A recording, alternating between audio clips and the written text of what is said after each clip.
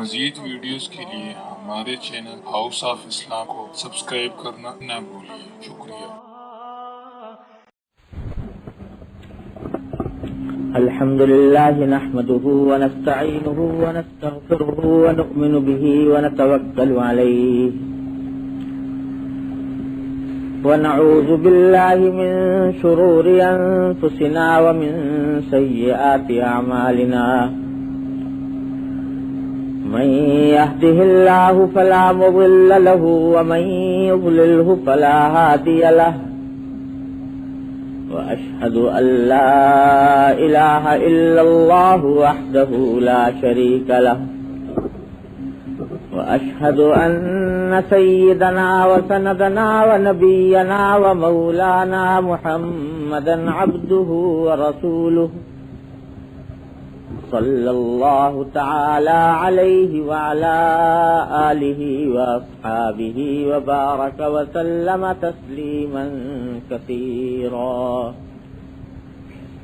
أما بعد فأعوذ بالله من الشيطان الرجيم بسم الله الرحمن الرحيم يا أيها الذين آمنوا عليكم أنفسكم لا يضركم من ضل إذا اهتديتم آمنت بالله صدق الله مولانا العظيم وصدق رسوله النبي الكريم ونحن على ذلك من الشاهدين والشاكرين والحمد لله رب العالمين۔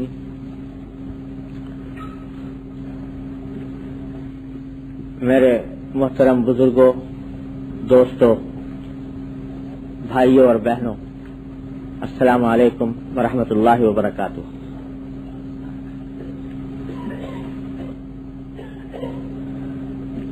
ابھی میں نے آپ حضرات کے سامنے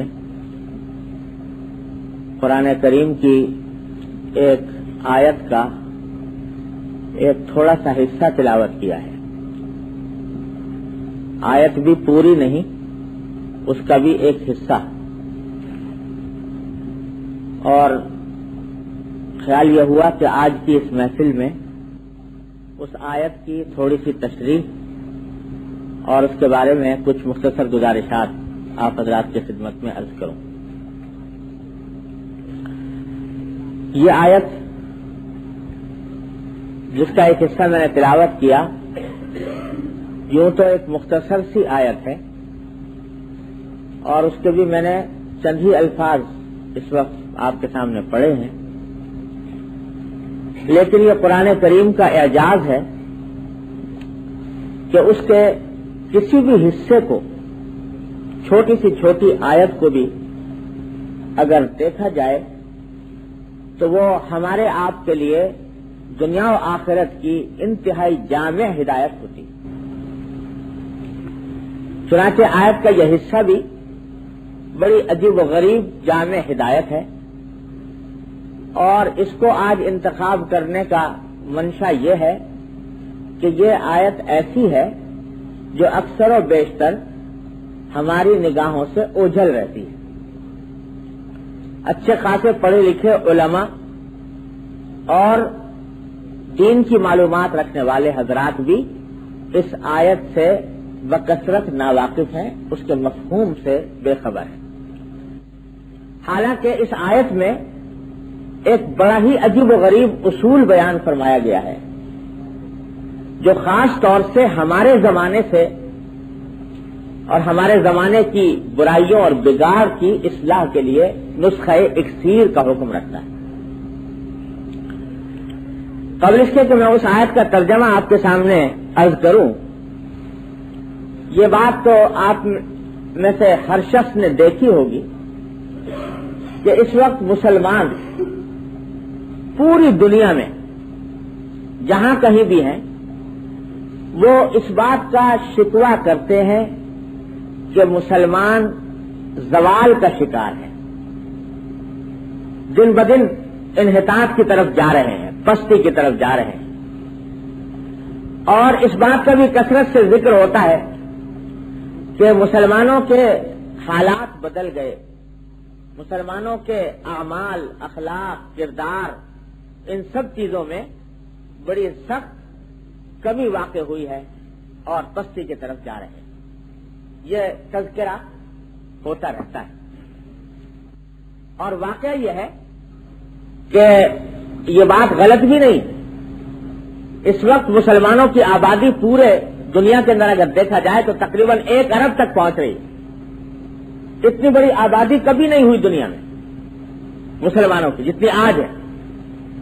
لیکن ایسا لگتا ہے کہ جیسے اس حدیث کے پورا ہونے کا وقت آیا ہوا ہے جس میں حضور نبی کریم سرور دو عالم صلی اللہ علیہ وسلم نے ارشاد فرمایا تھا کہ صحابہ کرام کے سامنے کہ ایک وقت ایسا آ جائے گا کہ دشمن تمہارے اوپر غالب ہوں گے.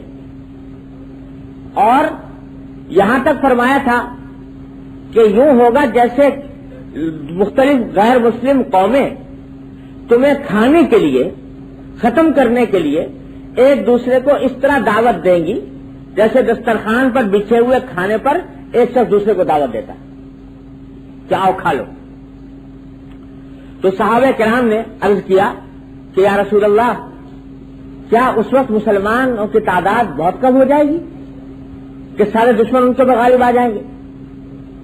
تو حضرت صلی اللہ علیہ وسلم نے فرمایا کہ نہیں، مسلمانوں کی تعداد کم نہیں ہوگی، لیکن ان کی مثال ایسی ہوگی جیسے کہ انہم غصاء کا غصاء السیل، کہ جیسے سیلاب کے اندر بہتے ہوئے تنکے ہوتے ہیں.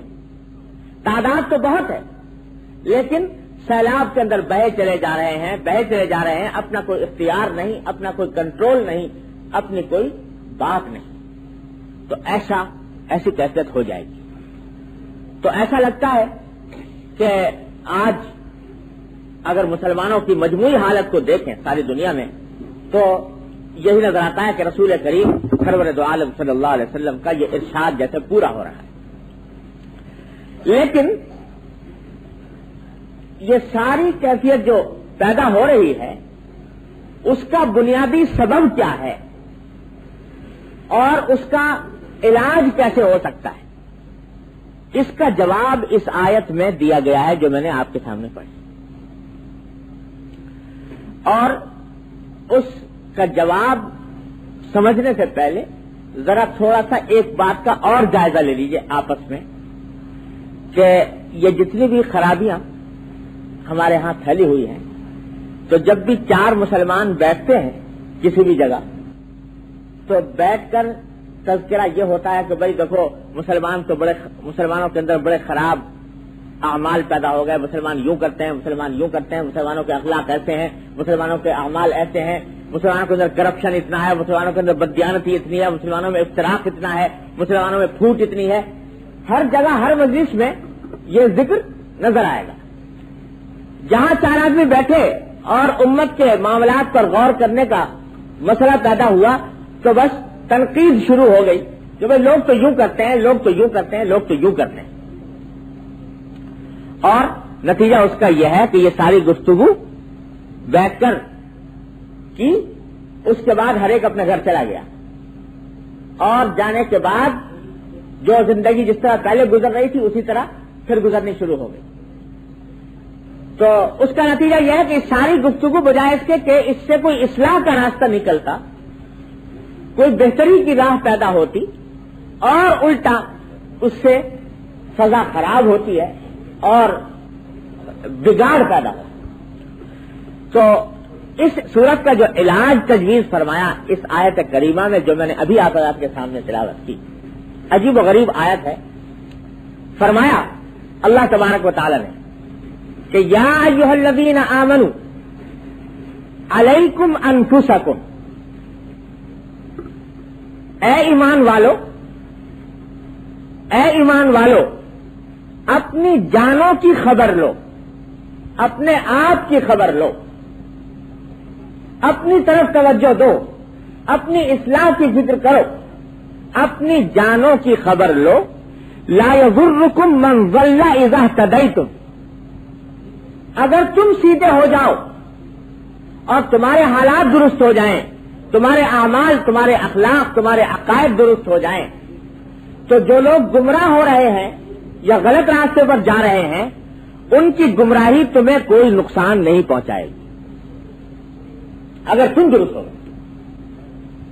اگر تم نے اپنے آپ کو درست کر لیا تو آخرت میں تم سے یہ سوال نہیں ہوگا کہ فلاں گمراہ ہوا تھا یا فلاں نے غلط کام کیا تھا، تو اس کا سوال تم سے نہیں ہوگا. تم سے سوال ہوگا تمہاری اپنے اعمال اور اخلاق کے بارے میں. لہذا پہلی فکر، سب سے زیادہ فکر وہ اپنی جان کی کرو، اپنے آپ کی کرو کہ تم صحیح ہو جاؤ، تم اللہ اور اللہ کے رسول کے حکم کے تابع بن جاؤ. اپنی فکر کرو. آج ذرا سا ہم اپنے گریبان میں منہ ڈال کر دیکھیں. میں سب سے پہلے اپنے آپ کو خطاب کر رہا ہوں. اپنے گریبان میں منہ ڈال کر دیکھیں کہ ساری دنیا میں مسلمانوں کی اصلاح کے لیے، مسلمانوں کے حالات کو درست بنانے کے لیے کتنی تنظیمیں کام کر رہی ہیں، کتنی جماعتیں، کتنی تنظیمیں، کتنی انجمنیں بنی ہوئی ہیں، کتنے ادارے، کتنے درسگاہیں، کتنے علماء، کتنے دائی، کتنے مبلغ دنیا کے اندر پھیلے ہوئے ہیں. اگر ان کی تعداد جمع کی جائے، اعداد و شمار جمع کیے جائیں تو یقین ہے کہ ساری تاریخ اسلام میں اتنی تعداد جماعتوں اور انجمنوں اور اداروں کی کبھی نہیں ہوئی جتنی کہ اس دور میں. لیکن دیکھو کہ نتائج کے اعتبار سے اگر دیکھو تو جماعتیں بھی ہیں، انجمنیں بھی ہیں، ادارے بھی ہیں، درسگاہیں بھی ہیں، علماء بھی ہیں، دائی بھی ہیں، مبلغ بھی ہیں. لیکن جو سیلاب بہ رہا ہے، ابھر رہا ہے دنیا کے اندر بے دینی کا، الحاد کا، اس سیلاب کے اندر کوئی واضح رکاوٹ نظر نہیں آتی. ایسا لگ رہا ہے کہ یہ ساری کوششیں الا ماشاء اللہ بعض کا استثناء کر کے ساری کوششیں ایسا لگ رہا ہے کہ بیکار جا رہی ہیں. جو زندگی کا پہیہ جس ڈھب پر گھوم رہا تھا وہ گھوم رہا ہے. نئی نسل جس طرح بے دینی کی طرف بڑھ رہی تھی وہ بڑھ رہی ہے وغیرہ. تو حالات میں کوئی نمایاں انقلاب نظر نہیں آتا باوجود اتنی جماعتوں، انجمنوں اور تبلیغوں.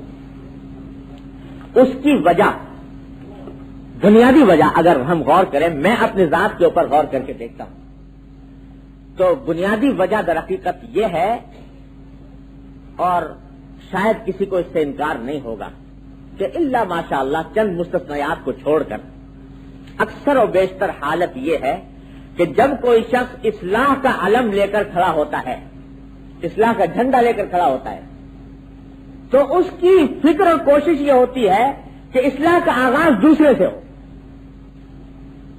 وہ یہ علم لے کر کھڑا ہوتا ہے کہ میں دوسروں کی اصلاح لے کر کرنے چلا ہوں، دوسروں کو درست بنانے چلا ہوں، دوسروں کو میں سیدھے راستے پر لانا چاہتا ہوں.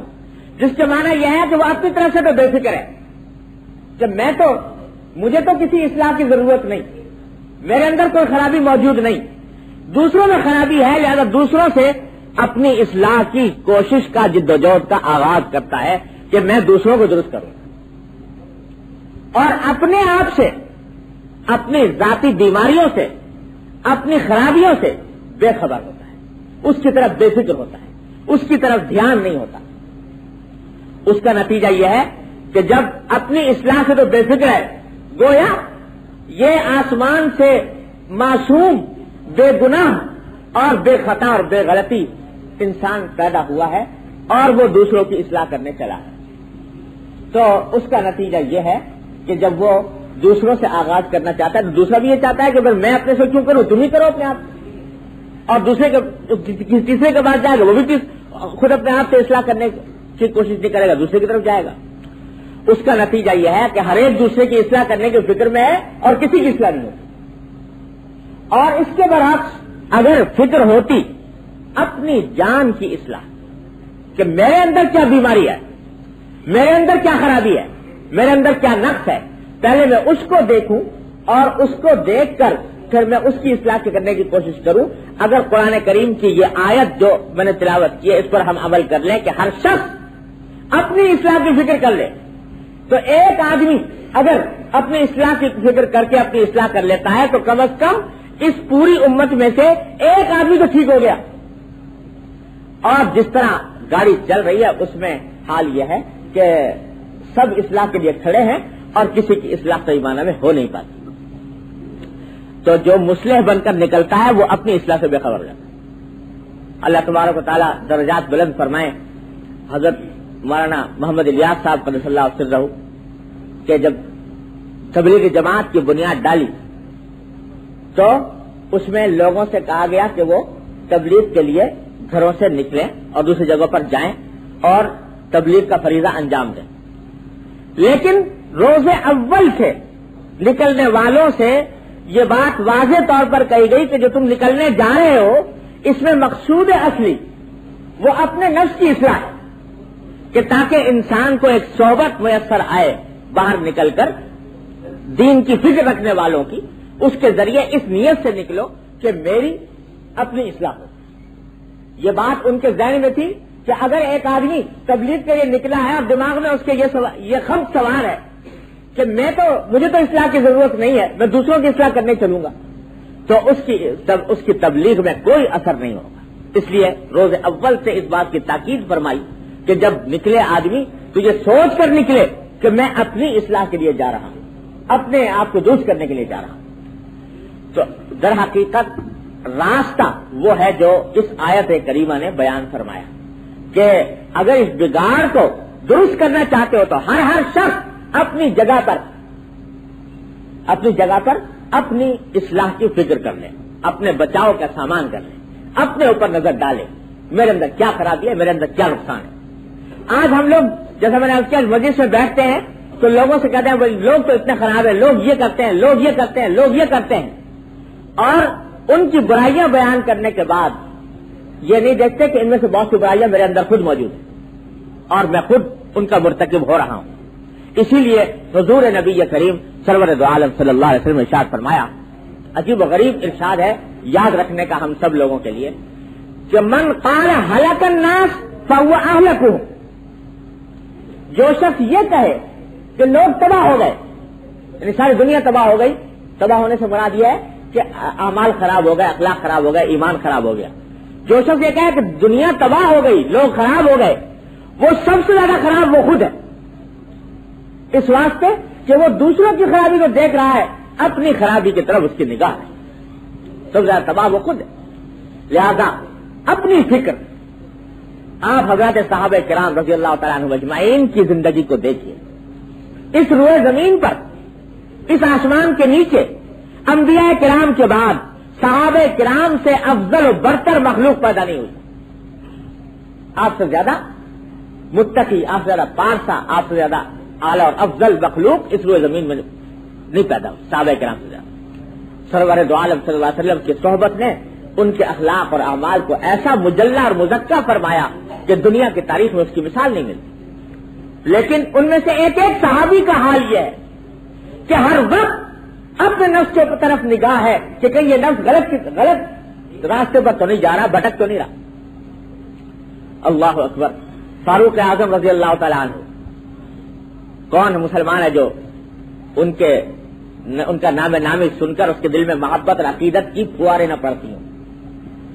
وہ فاروق اعظم جنہوں نے آدھی دنیا پر اسلام کا جھنڈا لہرایا, وہ رسول کریم سرور دو عالم صلی اللہ علیہ وسلم کی زبان مبارک سے یہ الفاظ سن چکے کہ عمر فی الجنہ, کہ عمر جنت میں جائے گا. اور حضور اقدس صلی اللہ علیہ وسلم نے حضرت فاروق اعظم سے یہ فرما دیا کہ میں جب معراج میں گیا تو میں نے جنت کی مجھے سیر کرائی گئی تو اس میں نے ایک عالیشان محل دیکھا, تو میں نے پوچھا کہ یہ کس کا محل ہے, تو مجھے بتایا گیا کہ یہ عمر ابن خطاب کا محل ہے رضی اللہ تعالیٰ عنہ. تو سرکار دو عالم صلی اللہ علیہ وسلم کی زبان مبارک سے جنت کی پیشین گوئی اور بشارت سن چکے, اور پتہ نہیں کتنی بشارتیں سنی, لیکن اس کے باوجود اپنی اصلاح کی فکر سے ایک لمحے کے لیے غافل نہیں. یہ خیال نہیں کہ میں تو اب جنتی ہو گیا, اب مجھے اپنی اصلاح کی کیا فکر. حضرت حذیفہ ابن یمان رضی اللہ تعالیٰ عنہ مشہور صحابی ہیں. اللہ تعالیٰ نے ہر صحابی کو ایک مخصوص مقام عطا فرمایا تھا. حضور اقدس صلی اللہ علیہ وسلم کے ساتھ اس کی ایک خاص نسبت اور تعلق تھا. تو آپ نے حضرت حذیفہ کی یہ خصوصیت تھی کہ حضرت صلی اللہ علیہ وسلم نے ان کو تمام منافقین کے نام بتا رکھے تھے اور کسی کو منافقین کی فہرست نہیں بتائی، لیکن حضرت حذیفہ کو بتا رکھی تھی کہ فلاں آدمی منافقہ، فلاں آدمی منافقہ، فلاں آدمی منافقہ، ساری تفصیل اور فہرست ان کے علم میں تھی. سارے صحابہ میں یہ امتیاز اور یہ فضیلت حضرت حذیفہ کو حاصل ہے کہ سارے منافقین کی فہرست ان کو معلوم تھی. جب حضرت فاروق اعظم رضی اللہ تعالیٰ عنہ خلیفہ بنے تو اس کے بعد حذیفہ ابن یمان کے پاس پیچھے جا کر خوشامد کیا کرتے تھے کہ ہے حذیفہ، خدا کے لیے مجھے بتا دو کہ جو فہرست منافقین کی حضور نے تم کو بتائی ہے کہیں اس میں عمر ابن خطاب کا نام تو نہیں ہے، میرا نام تو نہیں آیا. اللہ اکبر، یعنی وہ ذات جس نے اپنے کانوں سے سن لیا جنتی ہونے کی بشارت، لیکن یہ دھڑکا لگا ہوا ہے کہ کہیں میرے اعمال ایسے تو نہیں ہیں کہ میں بعد میں میرے اعمال خراب ہو گئے ہوں اور میں منافقین کے اندر شامل ہو گیا. حضرت فاروق اعظم کو دھڑکا لگا. حضرت صدیق اکبر رضی اللہ تعالیٰ عنہ جیسا انسان کہ انبیاء کے بعد اس سے زیادہ افضل انسان اس روئے زمین پر پیدا نہیں ہوا، وہ بیٹھے ہوئے ایک دن اپنی زبان کو مروڑ رہے، ایک دن بیٹھے اور زبان کو مروڑ رہے. کسی نے دیکھ لیا، پوچھا کہ حضرت یہ زبان کو کیوں مروڑ رہے ہیں، کیا بات ہے؟ فرمایا کہ میں اس زبان نے مجھے بہت سی ہلاکتوں میں ڈال دیا، پتہ نہیں اس زبان سے میں نے کتنی باتیں ایسی کہی کہ جو کہیں اس کے اوپر پکڑ نہ ہو جائے اللہ تبارک و تعالیٰ، اس لیے میں اس زبان کو اپنی مروڑ رہا ہوں. اور صدیق اکبر کو فکر لگی ہوئی ہے رضی اللہ تعالیٰ عنہ کہ کہیں میری حالت خراب تو نہیں ہو رہی. حضرت فاروق اعظم ایک اعلیٰ درجے کا جبہ پہن کر خطبہ دینے کے لیے تشریف لے آئے تو خطبہ جب وہ جبہ دیکھا اپنے چہرے اپنے جسم کے اوپر ذرا اچھا لگا، کچھ خوشنما معلوم ہوا، فوراً جا کر جبہ اتارا اور اتار کر مشک پانی کی گدے پر لا دی اور لاد کر لوگوں کو پانی پلانے کے لیے لے جا رہے. کہنے لگے کہ یہ جو میں جبہ پہنا تھا اس سے میرے دل میں کچھ عجب یعنی تکبر پیدا ہونے کا اندیشہ ہو گیا، مجھے میرے اندر تکبر تو پیدا نہیں ہو گیا، میں اپنے آپ کو بہت اچھا تو نہیں سمجھنے لگا. اس واسطے یہ کام اپنی عاقبت کی فکر، اپنے اصلاح کی فکر، کیا میرے اخلاق خراب تو نہیں ہو رہے، میرے اندر تکبر پیدا تو نہیں ہو رہا، میرے اندر بد اخلاقی تو نہیں آ رہی، یہ فکر لگی ہوئی ہے. سارے صحابہ کرام رضی اللہ تعالیٰ عنہ کو کا یہ حال ہے. اور اس کے بعد سارے بزرگان بھی. آپ نے شاید واقعہ سنا ہوگا، حضرت شیخ احمد کبیر رفاعی رحمت اللہ علیہ بڑے درجے کے اولیاء اللہ میں سے ہیں، بزرگان دین میں سے. بہت مدت تک مدینہ طیبہ جانے کی خواہش تھی، آرزو تھی، ہر مسلمان کو ہوتی ہے، وہ تو اللہ والے بزرگ تھے، ان کو تو کتنی ہوگی. لیکن سالہ سال کی خواہش کے بعد موقع ملا ایک دن حاضری کا نبی کریم صلی اللہ علیہ وسلم کے روضہ اقدس کے سامنے. تو وہاں بے ساختہ جا کر 2 شعر پڑھے. شعر کا مطلب یہ تھا کہ یا رسول اللہ، میں دور سے، جب میں آپ سے دور تھا تو میں اپنے روح کے ذریعے آپ کی خدمت میں سلام بھیجا کرتا تھا، اللہم صلی علی سیدنا، درود کے ذریعے سلام بھیجا کرتا تھا. لیکن آج اللہ تبارک و تعالیٰ نے یہ موقع مجھے عطا فرمایا کہ میں خود آپ کے روضہ اقدس پر حاضر ہوں. فامدد یدیک لکی تحظی بہا شفتی، تو یا رسول اللہ اپنا دست مبارک بڑھائیے تاکہ میں آپ کے دست مبارک کو بوسہ دے سکوں. یہ شعر پڑھ تو مورخین نے لکھا ہے کہ جو ہی یہ شعر پڑھے تو روضہ اقدس میں سے نبی کریم سرور دو عالم صلی اللہ علیہ وسلم کا دست مبارک ظاہر ہوا اور ہزاروں انسانوں نے یہ نظارہ کیا کہ دست مبارک ظاہر ہوا. احمد کبیر رفاعی رحمۃ اللہ نے دست مبارک کو بوسہ دیا اور دست مبارک پھر واپس چلا. اتنا عظیم الشان واقعہ ان کے ساتھ پیش آیا اور یہ مورخین نے متعدد تاریخوں میں لکھا ہے اور لکھا ہے کہ ہزارہ افراد کی موجودگی میں یہ واقعہ پیش آیا. لیکن جب یہ واقعہ ہو چکا تو شیخ احمد کبیر رفاعی رحمۃ اللہ نے کیا کیا؟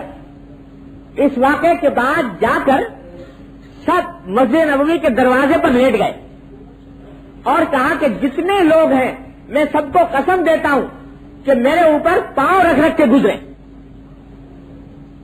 میرے اوپر پاؤں رکھ کے گزرے۔ کیوں؟ اس واسطے کہ کہیں ایسا نہ ہو کہ جو عظیم الشان واقعہ میرے ساتھ پیش آیا ہے تو اس سے میرے دل کے اندر یہ کبر نہ پیدا ہو جائے کہ میرا تو مقام یہ ہے کہ رسول اللہ صلی اللہ علیہ وسلم کے رفظ مبارک میرے سامنے ظاہر ہوا۔ یہ اپنی اصلاح کی فکر اس وقت بھی لگی ہوئی۔ تو کوئی لمحہ ایسا خالی نہیں ہے کہ جس کے اندر اپنی اصلاح کی فکر سے غافل ہوں بڑے بڑے اولیاء اللہ، بڑے بڑے بزرگان دین۔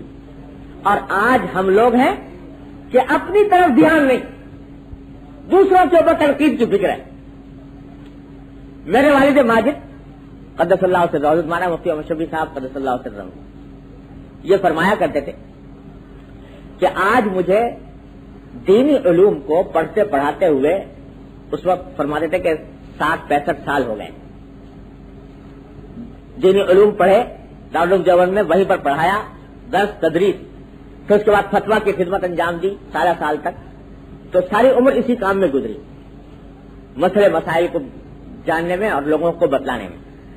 لیکن فرمایا کرتے تھے کہ اب بھی کبھی کبھی نماز پڑھتے ہوئے بعض اوقات ایسی صورت پیدا ہو جاتی ہے کہ پتہ نہیں چلتا کہ مجھے کیا کرنا چاہیے، اور اس موقع پر شرعی حکم نماز کا کیا ہے۔ نتیجہ یہ کہ نماز ختم کرنے کے بعد پھر کتاب دیکھتا ہوں تو پھر پتہ چلتا ہے کہ اس صورت میں کیا سجدہ صاحب واجب ہوا یا نہیں ہوا، نماز صحیح ہوئی یا نہیں ہوئی، فاسد ہوئی یا نہیں ہوئی، یہ پتہ چلتا ہے۔ وہ شخص جو 60 سال تک قرآن حدیث اور فقہ کی تعلیم دیتا رہا، اس کو بھی نماز کے اندر یہ فکر ہے کہ میری نماز درست ہو رہی ہے کہ نہیں ہو رہی۔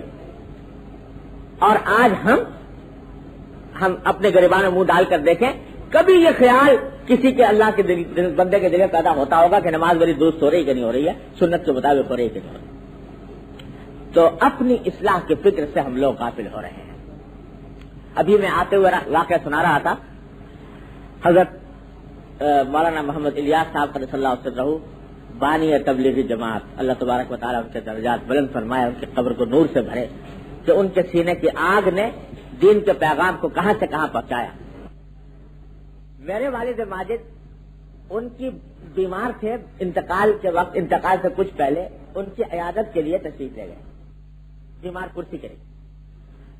تو معلوم ہوا کہ معالجوں نے ان کو ملاقات سے منع کیا ہوا ہے کہ طبیعت خراب ہے، لہٰذا دوسرے لوگ آ کر ڈسٹرب نہ کریں۔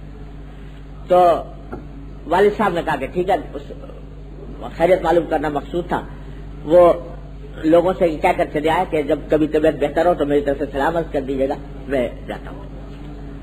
لیکن کسی نے خفیہ طور سے حضرت مولانا الیاس صاحب قدس اللہ سرہ کو اطلاع پہنچا دی، جو مفتی محمد شفیع صاحب آپ سے ملنے کے لیے آئے تھے۔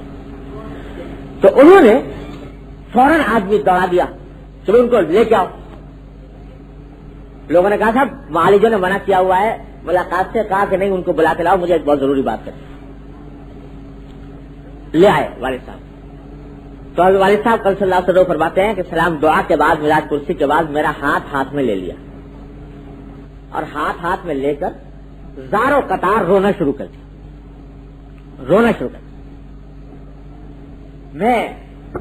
میرا خیال یہ ہوا کہ طبیعت خراب ہے، اس بیماری کے عالم میں بعض اوقات انسان کے اوپر گریہ طاری ہو جاتا ہے، تو شاید وہی بات ہوگی۔ لیکن میں نے جب پوچھا کہ حضرت کیا بات ہے، کیوں آپ اس طرح ہو رہے ہیں، تو فرمایا کہ بات دراصل یہ ہے کہ مجھے 2 پریشانیاں ہیں۔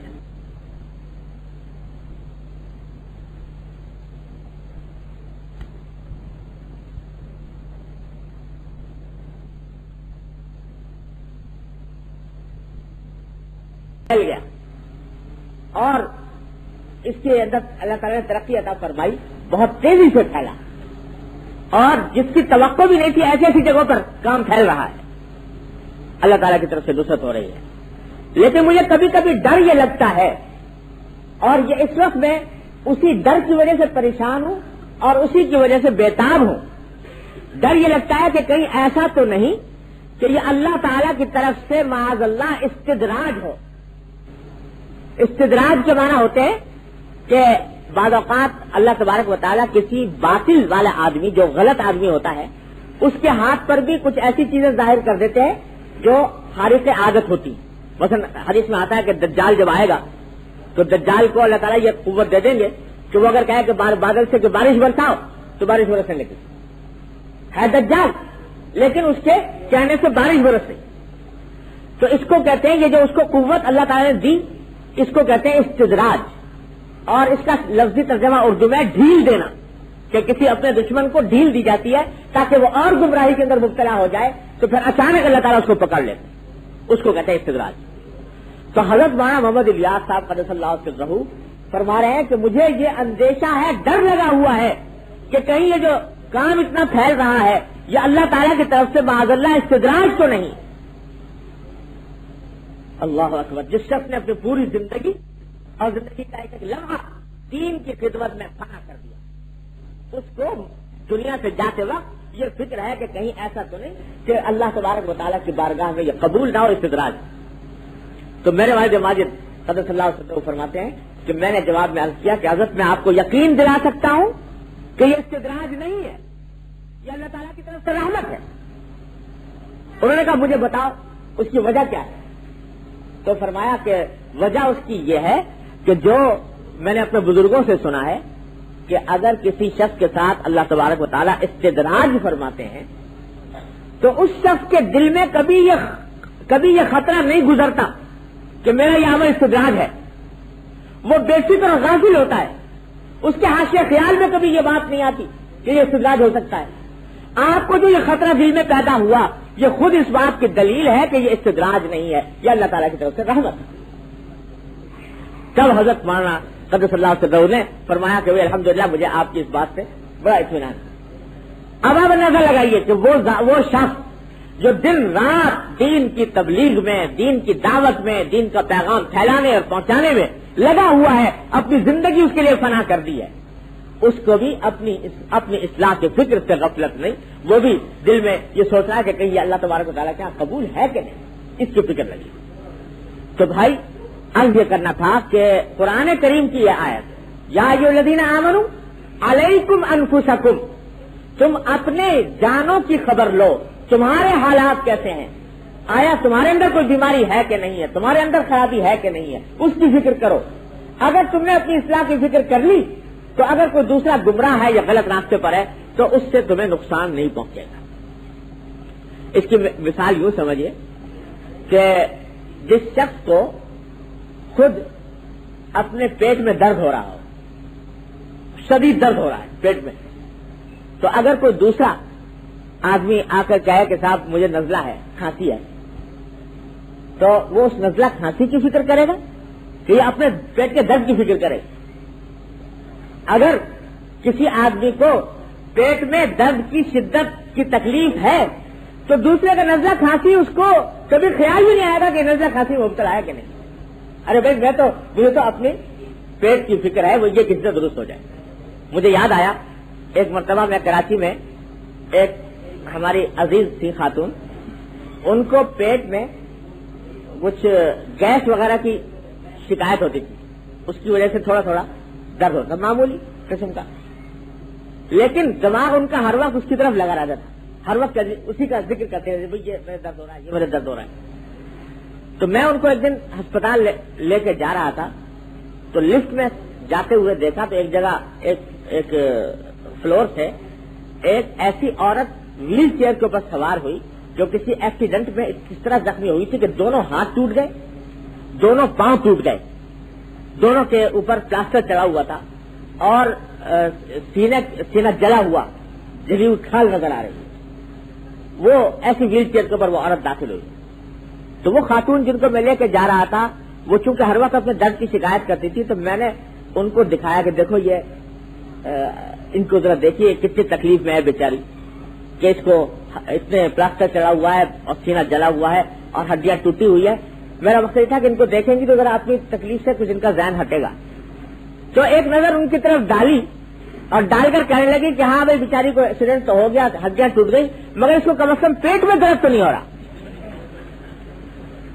تو وہ ان کے اپنے پیٹ کے درد کی فکر اتنی تھی کہ ان کے سامنے وہ ایکسیڈنٹ سے زخمی عورت کی بھی کوئی حقیقت نہیں، اس کی بیماری کی بھی کوئی حقیقت نہیں، اس لیے کہ اپنی ذات کی فکر پڑی ہوئی۔ تو بھائی جس شخص کو اللہ تبارک و تعالی اپنی بیماری کی فکر دے دے کہ یا اللہ کہ میرے اندر یہ بیماری ہے، وہ دوسروں کو تنقید کرتا کیا پھرے گا، کیسے تنقید کرے گا، دوسرے کی بیماری کیسے اس کو نظر آئے گی۔ لیکن کیونکہ اپنی بیماری سے ہم غافل ہیں، ہمیں اپنی خبر نہیں ہے، اپنی فکر نہیں ہے، اس واسطے اس پر بھی تنقید، اس پر بھی تنقید، اس پر بھی تنقید، اس پر بھی تنقید، یہ یوں کر رہا ہے، وہ یوں کر رہا ہے، اس کے اندر یہ خرابی ہے، اس کے اندر یہ خرابی ہے۔ بہادر شاہ ظفر مرحوم نے کیا اچھی بات کہی ہے ایک شعر میں کہ تھے جو اپنی برائی سے بے خبر، تھے جو اپنی برائی سے بے خبر، رہے اوروں کے ڈھونڈتے عیب و ہنر، پڑی اپنی برائیوں پر جو نظر، تو نگاہ میں کوئی برا نہ رہا۔ جب اپنی برائی پر نگاہ پڑی تو دنیا کے اندر کوئی برا نہیں لگتا، سب سے برا تو میں نظر آتا ہوں اپنے آپ۔ تو بھائی سب سے یہ قرآن یہ دعوت دے رہا ہے کہ آگے بڑھنے سے پہلے اپنی جان کی خبر۔ دوسروں کو کیا کہہ رہے ہو کہ وہ جھوٹ بولتے ہیں، تم بولتے ہو کہ نہیں؟ دوسروں کو کیا کہتے ہو کہ وہ رشوت کھاتے ہیں، تم کھاتے ہو کہ نہیں؟ دوسروں کو کیا کہتے ہو کہ وہ سود کھاتے ہیں، تم کھاتے ہو کہ نہیں؟ اپنی فکر کرو، اپنی جان کی خبر لو، آخرت میں تمہارے سے سوال ہوگا، اللہ تبارک و تعالیٰ کیا پیشی ہوگی اس کی فکر کرو کہ میرا معاملہ کیا ہوگا، میرے ساتھ کیا اللہ تبارک و تعالیٰ معاملہ فرمائیں گے، میرا انجام کیا ہونے والا۔ یہ کام جس دن ہم نے آپ نے شروع کر دیا، یاد رکھو اس دن انشاءاللہ اس امت کی اصلاح ہو گئی، اس لیے کہ صحابہ کرام رضی اللہ تعالیٰ عنہ اجمعین نے بھی یہی طریقہ اختیار فرمایا تھا۔ آپ کو معلوم ہے حضور نبی کریم سرور دو عالم صلی اللہ علیہ وسلم کی حیات طیبہ کے دو حصے ہیں، آپ سب جانتے ہیں، ایک مکی اور ایک مدنی۔ 13 سال آپ نے مکہ مکرمہ میں گزارے اور 10 سال مدینہ طیبہ میں گزارے۔ یہ 13 سال جو مکہ مکرمہ میں آپ نے گزارے اس میں اس طرح گزارے کہ نہ تو کوئی حکومت، نہ کوئی قانون، نہ جہاد، نہ باقاعدہ جماعت۔ حکم یہ ہے کہ وَاصْبِرْ وَمَا صَبْرُكَ إِلَّا بِاللَّهِ، کوئی دوسرا اگر کافر بھی ہاتھ اٹھا رہا ہے، تلوار اٹھا رہا ہے، صبر کرو، اس کو ہاتھ اٹھانے کی اجازت نہیں، تلوار اٹھانے کی اجازت نہیں، جہاد کی اجازت نہیں۔ 13 سال اس طرح گزارے گئے ہیں کہ کسی جہاد کی اجازت نہیں، کسی ہاتھ اٹھانے کی اجازت نہیں، کافروں سے لڑنے کی اجازت نہیں۔ حکم یہ ہے کہ اگر کافر مار رہا ہے مار کھا لو، مار کھا لو اور صبر کرو، وَاصْبِرْ وَمَا صَبْرُكَ إِلَّا بِاللَّهِ۔ یہ ہوگا۔ آپ اندازہ لگائیے کہ کیا صحابہ کرام اتنے کمزور تھے کہ اگر کوئی مار رہا ہے، اگر اس نے 2 مارے ہیں تو 1 نہیں مار سکتے تھے اس کے جواب میں؟ اتنی طاقت تو تھی۔ اگر 313 نہتے بدر کے میدان میں 1000 مسلح سرماؤں کا مقابلہ کر سکتے ہیں تو مکہ مکرمہ کے صحابہ کرام اپنے مارنے والوں کا مقابلہ بھی کر سکتے ہیں۔ لیکن کہا جا رہا ہے کہ تمہارے سینے پر پتھر کی سیل رکھی جائے، تپتے ہوئے ریت کے اوپر لٹایا جائے، تب بھی صبر کرو، ہاتھ اٹھانے کی اجازت نہیں۔ کیوں؟ اس واسطے کہ یہ 13 سال گزارے جا رہے ہیں اس کام کے لیے کہ علیکم انفسکم، پہلے اپنی اصلاح کر لو، اپنے اندر سے بیماریاں دور کر لو، اپنا عقیدہ درست کرو، اپنے اعمال درست کرو، اس کے بعد جب تم تیار ہو جاؤ گے اس بھٹی سے گزر کر تو پھر مدینہ طیبہ کے اندر تم سے ایک ریاست قائم کرائی جائے گی، ایک حکومت قائم کرائی جائے گی، اس میں ریاست بھی ہوگی، حکومت بھی ہوگی، قانون بھی ہوگا، جہاد بھی ہوگا، سبھی کچھ ہوگا، لیکن یہ بعد میں ہوگا، پہلے تم اپنی اصلاح کرو۔ آج ہم یہ چاہتے ہیں کہ یہ 13 سال کی چھلانگ لگا کر آغاز کریں مدنی زندگی، پہلے دن سے ایک حکومت قائم ہو جائے، پہلے دن سے قانون جاری ہو جائے، پہلے دن سے جہاد شروع ہو جائے۔ 13 سال کی یہ جو تعمیر افراد کی، تعمیر کردار کی مدت ہے، اس کی طرف دھیان نہیں۔ تو قرآن کریم کی یہ آیت فرماتی ہے کہ اپنے آپ کی خبر لو تاکہ اپنے آپ کو تیار کرو۔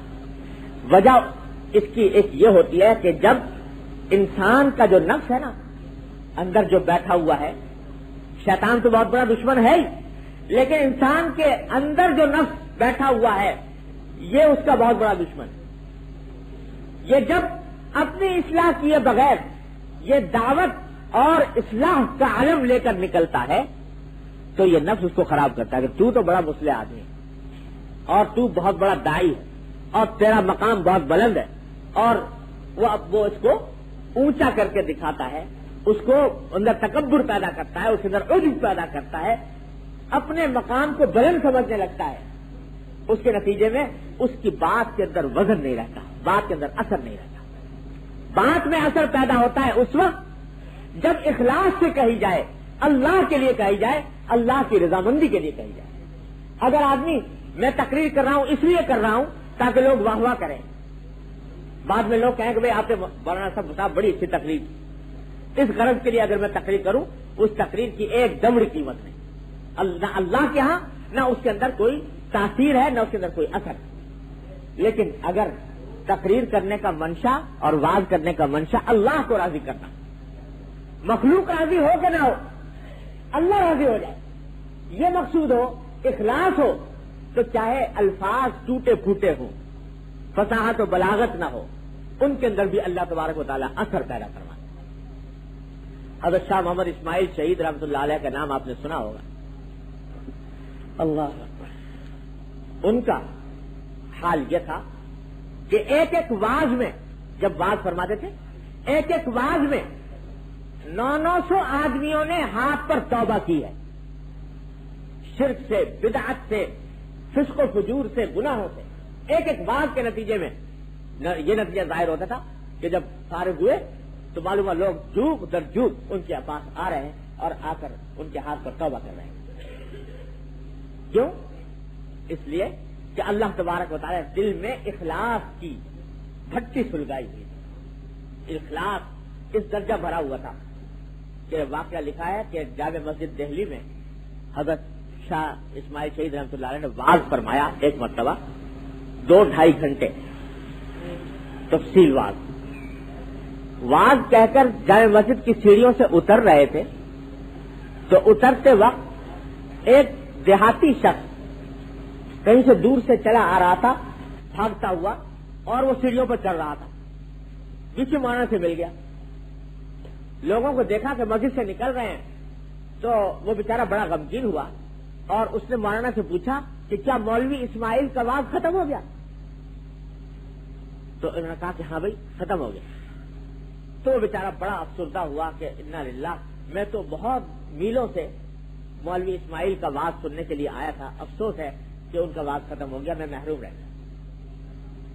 مولانا جب اس کی کیفیت دیکھی تو مولانا نے فرمایا کہ بھائی ذرا بیٹھ جاؤ, میرا ہی نام محمد اسماعیل ہے, میں نے ہی واز کہا تھا, تو میں تم کو بتا دیتا ہوں میں نے کیا کچھ کہا تھا واز میں.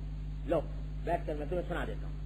اس کو لے کر سیڑھی پر بیٹھ گئے اور وہ 2-2.5 گھنٹے جو لمبا واز کہا تھا وہ سارا اس آدمی کے سامنے دوہرا. تو لوگوں نے دیکھا کہ مولانا 2-2.5 گھنٹے تک اسے ایک آدمی کو دوہرا رہے. تو مولانا سے لوگوں نے کہا کہ مولانا آپ نے بھی کمال کیا کہ ایک آدمی کی خاطر پورا 2.5 گھنٹے کا واز دوبارہ بیان کر دیا, دوبارہ دوہرا دیا, صرف ایک آدمی کی خاطر.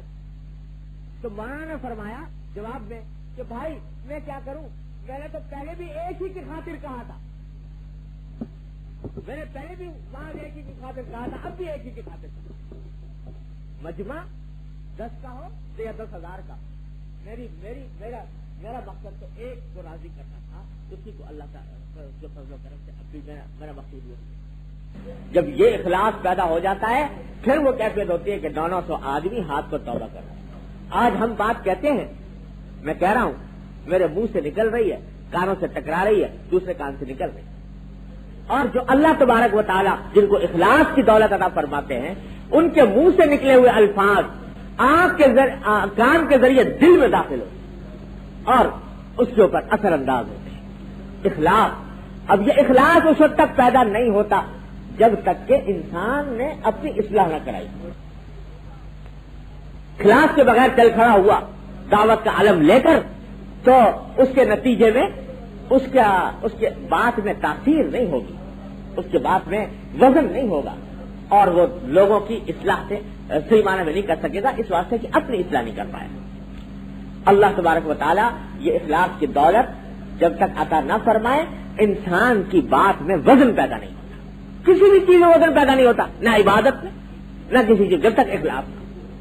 اب یہ بات کہ مجھے اخلاص حاصل ہے کہ نہیں، یہ خود سے پتہ نہیں چلتا، یہ کسی معالج کی طرف رجوع کرنا پڑتا ہے۔ کسی جیسے آدمی کو اگر کوئی بیماری ہو تو بسا اوقات اس کو پتہ نہیں ہوتا کہ کیا بیماری ہے، وہ کسی ڈاکٹر کے پاس جاتا ہے، وہ اس کا ایکس رے کرتا ہے اور آلات کو استعمال کرتا ہے، تب پتہ لگتا ہے کہ اس کے اندر فلاں بیماری ہے۔ اور جو آدمی خود سے پتہ نہیں لگا سکتا دوسرے کی طرف رجوع کرتا ہے۔ اسی لیے بزرگان دین کا یہ طریقہ رہا ہے کہ آدمی اپنی اصلاح کے لیے کسی اللہ والے متقی متبع سنت بزرگ کی طرف رجوع کرے اور کہے کہ بھئی میں اپنی اصلاح کرانا چاہتا ہوں، اس کو اپنا معالج بنائے، اس کو اپنا ڈاکٹر بنائے اور اس کے مشورے کے مطابق عمل کرے۔ اسی کا نام ہے یہ پیری مریدی جس کو کہتے ہیں، یا تصوف یا بیعت کرنا۔ در حقیقت وہ اس کا مقصد یہ تھا، پتہ نہیں خدا جانے لوگوں نے اس کو کیا بنا دیا، اس کو بھی ایک بدعت بنا دی، اس کے اندر بھی خدا جانے ہزار خرافات شامل کر دی۔ اصل مقصود تصوف کا، احسان کا، پیری مریدی کا یہ تھا کہ ایک شخص جا کر اپنی کہے کہ میں اپنی اصلاح کرنا چاہتا ہوں، آپ مجھے بتائیے میں کیا کروں، وہ اس کی رہنمائی کرے، اس کی بیماریوں کی اصلاح کرے۔ یہ مقصود تھا اس پیری مریدی کا، ورنہ یہ مقصود نہیں تھا کہ ہاتھ پر ہاتھ رکھ لیا اور اس کے بعد کچھ خواب نظر آنے لگے اور کشف و کرامات شروع ہو گئے۔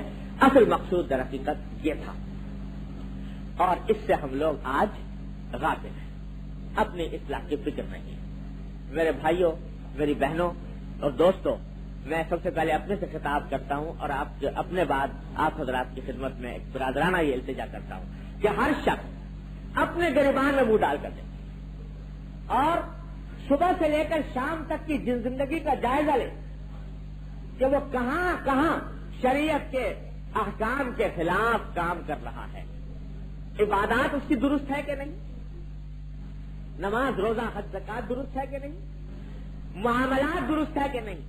عبادات تو کر لی، نماز بھی کر لی، روزہ بھی رکھ لیا، زکات بھی دے دی، حج بھی کر لیا، عمرے بھی کر لیے، لیکن معاملات درست نہیں، حلال و حرام کی تمیز نہیں۔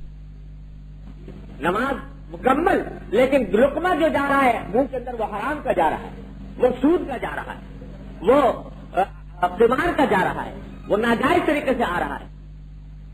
یہ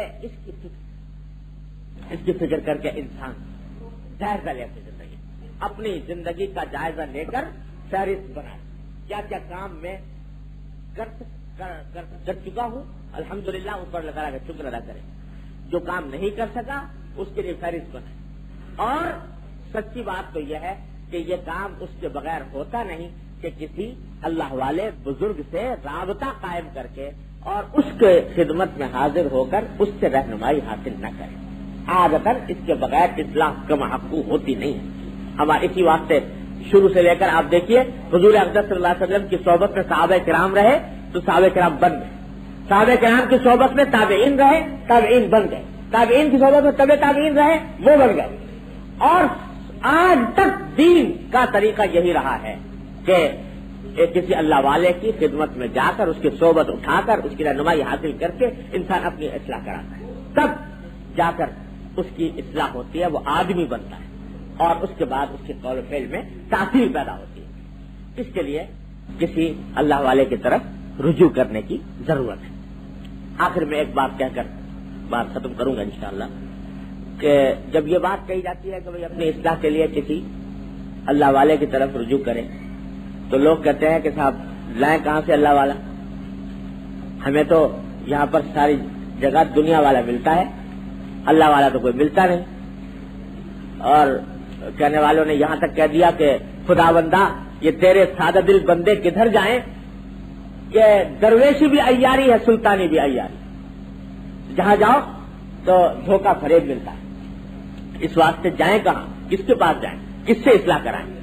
جس سے اصلاح کے لیے رجوع کرتے ہیں تو وہ خود قابل اصلاح نظر آتا ہے، تو اس واسطے کس کے پاس جائیں، کہاں ڈھونڈیں؟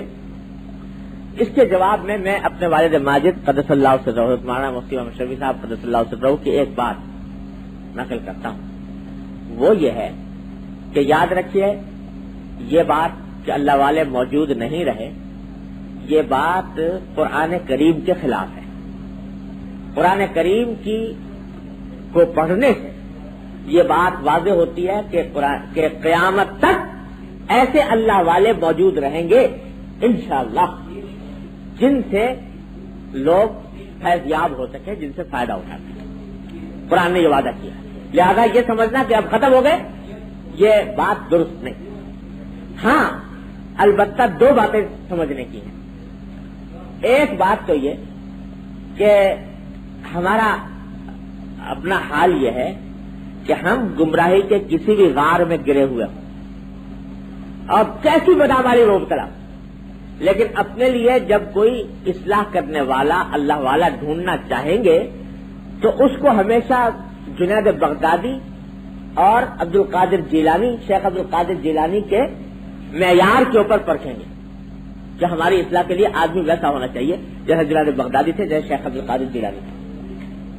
تو حضرت والد صاحب قدس اللہ سرہ فرماتے تھے کہ بھائی یہ دماغ سے سب سے پہلے یہ خناس نکالنے کی ضرورت ہے. ارے بھائی جیسے روح ویسے فرشتے، جیسے تم ہو تمہارے لائق، تمہارے اصلاح کے لائق لوگ آج بھی الحمدللہ موجود ہیں. ایک ہندو نے بڑی اچھی بات کہی تھی. ہندو ایک شاعر تھا، بعض اوقات ہندوؤں نے بھی بڑی حکیمانہ باتیں کہی ہیں. اس نے ایک واقعہ نظم کیا ہے کہ ایک روز مرتضیٰ سے کسی نے یہ عرض کی، یعنی حضرت علی رضی اللہ تعالیٰ عنہ سے، ایک روز مرتضیٰ سے کسی نے یہ عرض کی، اے نائب رسول امی دام ذلکم، بو بکر اور عمر کے زمانے میں چین تھا، عثمان کے بھی عہد میں لبریز تھا یہ خم، کیوں آپ ہی کے عہد میں جھگڑے یہ پڑ گئے، اپنی تو عقل ہو گئی اس مسئلے میں گم. کہ حضرت ابوبکر کا زمانہ بھی ٹھیک گزرا، حضرت عمر کا بھی زمانہ ٹھیک گزرا، حضرت عثمان کا بھی، آپ کے زمانے میں جھگڑے پڑ گئے، یہ کیا بات ہے؟ تو اس کا جواب دیا حضرت علی رضی اللہ تعالیٰ عنہ کہ کہنے لگے یہ بات کوئی پوچھنے کی ہے، ان کے مشیر ہم تھے، ہمارے مشیر تم. کہ ان کے زمانے کے اندر جو مشورہ دیا دینے والے لوگ تھے وہ ہم تھے، تو معاملہ ٹھیک ٹھاک رہا، اور ہمارے مشیر تم جیسے لوگ ہو گئے تو اس لیے گڑبڑ ہو گئی. تو ہر زمانہ کے حالات اور اس کے تقاضے مختلف ہوتے ہیں. تو آپ اپنے ہم اگر اپنے لیے اس معیار کا کہ جب تک جنید بغدادی قبر سے اٹھ کر نہیں آئیں گے اس وقت تک ہم اپنا اب کسی کی طرف اپنی اصلاح پہ رجوع نہیں کریں گے. یہ شیطان کا دھوکہ ہے، اس دھوکے کو نکالنا چاہیے. اور تیسری بات یہ ہے کہ میرے والد ماجد کہا کرتے تھے قدس اللہ سرہ کہ بھائی یہ زمانہ جو ہے جس میں ہم گزر رہے ہیں، یہاں تو پتہ نہیں اسے ہندوستان پاکستان کی بات کر رہے تھے کہ وہاں پر ملاوٹ بہت ہے ہر چیز میں، چینی میں ملاوٹ، گھی میں ملاوٹ، مٹھائی میں ملاوٹ، ہر چیز میں ملاوٹ. تو اس ملاوٹ کے دور میں یہاں تک لوگوں نے لطیفہ مشہور کر دیا کہ ایک آدمی اس ملاوٹ سے عاجز آ کر اتنا عاجز آیا کہ ہر چیز میں ملاوٹ ہے، کوئی چیز اصلی نہیں ملتی، کوئی چیز خالص نہیں ملتی، اتنا عاجز آیا کہ اس نے کہا کہ مجھے خودکشی کر لینی چاہیے. تو بازار سے زہر خرید کے لایا اور وہ زہر کھا کے بیٹھا ہے اور انتظار میں ہے کہ موت آئے تو موت نہیں آتی. تو معلوم ہوا کہ زہر بھی خالص نہیں. تو اتنی ملاوٹ کا دور ہے، لیکن اس ملاوٹ کے باوجود، ملاوٹ کے دور کے باوجود میرے والد ماجد قدس اللہ تعالیٰ عنہ فرمایا کرتے تھے کہ اس ملاوٹ کے باوجود جس آدمی کو طلب ہوتی ہے تو وہ پہلے وہ معلومات کر کے، تحقیق کر کے، جستجو کر کے رکھتا ہے کہ فلاں دکان کے اوپر مٹھائی اچھی ملتی ہے، فلاں دکان کے اوپر گھی اچھا ملتا ہے، فلاں دکان کے اوپر چینی صحیح ملتی ہے، فلاں دکان پر آٹا اچھا ملتا ہے. وہ تحقیق اور جستجو کر کے آج بھی اس کو فراہم کرتا ہے. ایسا نہیں ہے کہ اس نے کہہ دیا کہ بھائی گھی تو خالص ملتا نہیں لہذا گھی چھوڑو اب تو گریس کھایا کریں گے، یا گندم اچھا ملتا نہیں لہذا اب گندم بھی کھایا کریں گے، اب گھس کھایا کریں گے. کسی نے آج تک یہ فیصلہ نہیں کیا. تلاش کرتا ہے اور تلاش کر کے مل جاتا ہے. تو بھائی فرمایا کرتے کہ جس طرح یہ نہیں ہے ہر چیز میں ملاوٹ ہے تو مصلحوں کے اندر بھی ملاوٹ، لیکن اگر کوئی تلاش کرنے پر آ جائے اللہ تبارک و تعالیٰ سے مانگے اور طلب کرے تو اللہ تبارک و تعالیٰ اس کو عطا فرما دیتے، آج بھی مل جاتے۔ تو یہ نہ سمجھے کہ دنیا خالی ہو گئی، اللہ تعالیٰ کی رحمت سے موجود ہے۔ اور سب سے بڑی بات یہ ہے کہ جس شخص جب تک کوئی باقاعدہ مسلح ملے اس وقت تک جو بھی اپنے ماحول میں، اپنے معاشرے میں، اپنے فضا میں جو اپنے سے زیادہ عالم، متقی، متبع سنت نظر آتا ہے اس سے رابطہ استوار کرے اور اس کے مشورے سے کام کرے، پھر دیکھیے کہ انشاءاللہ کس طریقے سے دنیا میں اصلاح ہوتی ہے۔ لیکن اصل بنیاد یہ ہے کہ فکر پیدا ہو جائے، اپنی اصلاح کی فکر پیدا، بیماری کا احساس ہو جائے۔ بیماری کا احساس نہ ہو تو کوئی قدم آگے نہیں بڑھ سکتا۔ اللہ تعالیٰ اپنی رحمت سے مجھے بھی، آپ کو بھی اپنی رحمت سے اپنی اصلاح کی فکر پیدا فرما دے، یہ غفلت کے پردے ہمارے دلوں سے ہٹا دے اور اپنے آپ کی بڑائی کا احساس دل سے ختم فرما دے اور اپنے آپ کو اللہ کے اور اللہ کے رسول صلی اللہ علیہ وسلم کے حکم کے مطابق بنانے کا جذبہ ہمارے دلوں میں پیدا فرما دے۔ وآخر دعوانا ان الحمدللہ۔ فجر کی نماز کا آخری وقت سورج طلوع ہونے سے پہلے کب تک رہتا ہے اور نماز پڑھ سکتے ہیں؟ سورج طلوع ہونے سے جی، فجر کی نماز کا وقت سورج طلوع ہونے سے ایک لمحے پہلے تک رہتا ہے، یعنی سورج جب تک طلوع نہیں ہوا ایک لمحہ بھی باقی ہے اس وقت اگر نماز ختم کر دی تو نماز بالکل صحیح ہے، اس میں کوئی نقص نہیں ہے، ادنا کراہت بھی نہیں ہے۔ لہذا اتنا پہلے اگر شروع کر دی جائے نماز کہ نماز کے ختم ہونے کے بعد اگر بالفرض کوئی اعادہ کرنا چاہے تو اعادہ بھی کر سکے کسی وجہ سے تو بالکل ہو جاتی ہے، اور اگر بالفرض ختم ہو گئی ایسے وقت میں تو اس میں کوئی کراہت نہیں ہے۔ ایک مرتبہ حضرت صدیق اکبر رضی اللہ تعالیٰ نماز پڑھا رہے تھے، حضرت فاروق اعظم پیچھے نماز پڑھ رہے تھے۔ حضرت فاروق اعظم فرماتے ہیں کہ حضرت صدیق اکبر رضی اللہ تعالیٰ نے اتنی لمبی تلاوت فرمائی کہ مجھے خطرہ ہوا کہ کہیں آفتاب طلوع نہ ہو جائے، تو یہاں تک کہ جب سلام پھیرا حضرت صدیق اکبر رضی اللہ تعالیٰ نے تو میں جلدی سے دوڑا یہ دیکھنے کے لیے کہیں آفتاب نکل تو نہیں گیا، تو بہت قریب تھا نکلنے کے اور اس کے فوراً بعد آفتاب طلوع ہو گیا، لیکن انہوں نے پہلے ختم کر دیا، تو اس لیے کوئی کراہت، ادنا کراہت بھی اس میں نہیں۔ حضرت مان گیا تھا، جی ہاں وہ اچھا ہوا آپ نے پوچھا، ذہن سے نکل گئی تھی بات۔ دوسری بات یہ فرمائی حضرت نے کہ بھائی میں اس لیے بھی پریشان ہوں کہ الحمدللہ یہ کام تو پھیل رہا ہے اللہ تعالیٰ کے۔ مزید ویڈیوز کے لیے ہمارے چینل ہاؤس آف اسلام کو سبسکرائب کرنا نہ بھولیے۔ شکریہ۔